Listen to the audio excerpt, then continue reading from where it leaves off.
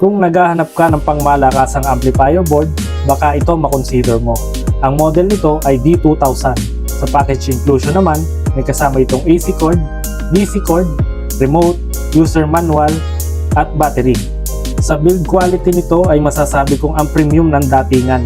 Napaka-solid at ang kapal ng plate ng amplifier board, ganun din ang mga heatsink nito makapal. At tingnan nyo naman mga pare ko, 6.6 sa pyesa. At sa function naman nito, meron itong Bluetooth 5.1, aux-in, TF card, USB, FM at RCA input. At kung mahilig ka naman sa kantahan, meron itong dalawang mic input na may echo adjustment.